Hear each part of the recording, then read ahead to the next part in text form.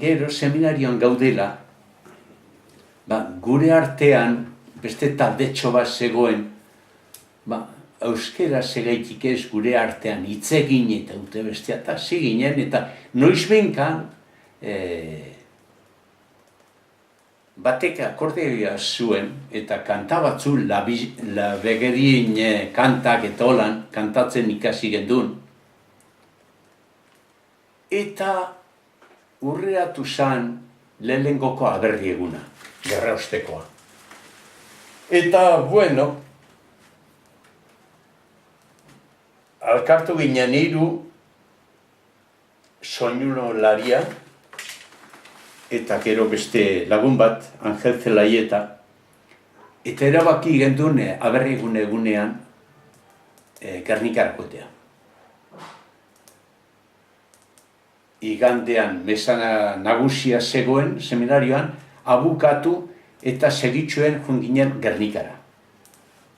Isilean, inori esan gabe, 3 bakarrik genekien. Eta gertatu zaigun Gernikan, bertako seminarista bat ikusi, eta berak gu ikusi, eta seminarian apurra txibato fama zuena. Eta esan genduen, adios, egin deguntxe. Seminaria astebeteko oporrak, pasku egune pasatu, eta seminaria joan ginen eta retorra deitu zigun. Irroi eta aurreko jokoa, bakotxa gela baten, dute bestia, eta ez zegoen zer unkatu, ez zer. Pentsatu gendun, txibateu ikusi gaitu eta donde estuviste ese tal día? Bueno, pues estuvimos sí, Naberregun en Gernika. Y, ez defensek ez, egon gera takitxo. Goatzen ginen besteak izaten zula, ni con uno ni con otros. Baina ez geuden konforme. Eta orduen, bueno, bukatu zen hori, eta, nik uste du, eta urteetzeko, 2 urte erofatarko ziren. Eta handik astebetera deitu ziguten, eta soinu jolariari, kanporat, despatxak.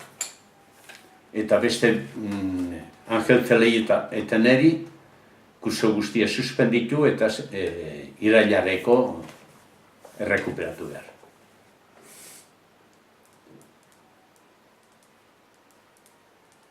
Bueno, irailean nik udan ikasle enaiz inoiz ona izan.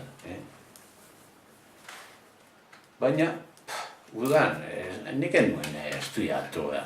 Gero joan ginean irailean eta kurso hasieran asignatura guztiek eta materia guztia. Nik uste dut apur bat pista gorda egin zuten eta danak aprobatu.